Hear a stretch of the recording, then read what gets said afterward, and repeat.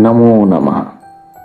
स्वागतं सर्वेषाम्। इदानीं वयं जानीमः कथं जीवनस्य लक्ष्यं निर्धारणं कुर्यात्। जीवनस्य लक्ष्यं निर्धारणाय द्विविधो मार्गो वर्तते।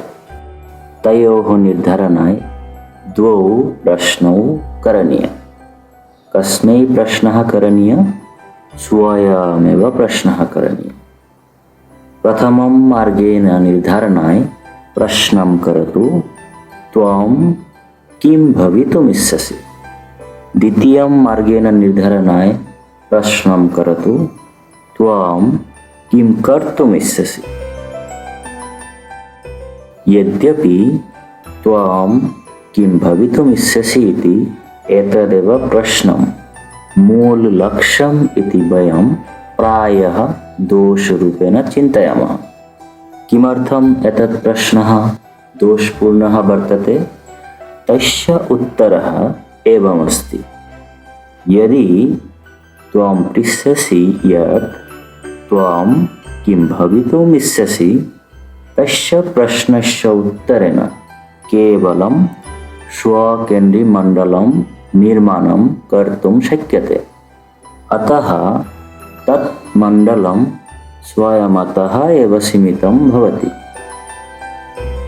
पश्यतु एतत्, स्वकेन्द्रीमण्डले केवलम् अहमिति भावः वर्तते। सम्पूर्णे विश्वे केवलम् अहं, केवलमहम्, अन्यस्य कृते कोऽपि स्थानमेव नास्ति तत्। यद्यपि कोऽपि कार्यं कर्तुं प्रथमे तु प्रयोजनं कोऽपि भवेत्, तदनन्तरमेव किमपि कर्तुं शक्यते।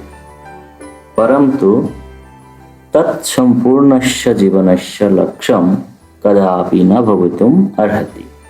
अतः प्रथमं मार्गं दोषपूर्णः। जीवनस्य लक्ष्यं निर्धारणाय तस्य मार्गस्य प्रयोगं कदापि न कुर्यात्।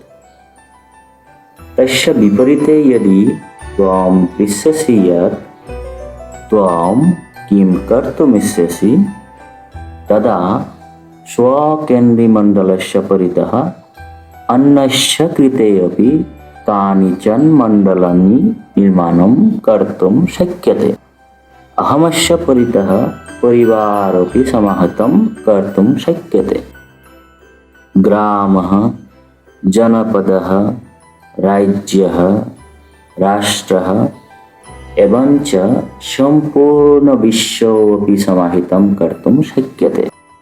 अतः जीवनस्य लक्ष्यं निर्धारणाय सर्वदा प्रश्नं कुर्यात्, त्वं किं कर्तुमिच्छसि, न तु किं भवितुमिच्छसि। नमो नमः। प्रेक्षणार्थं धन्यवादः।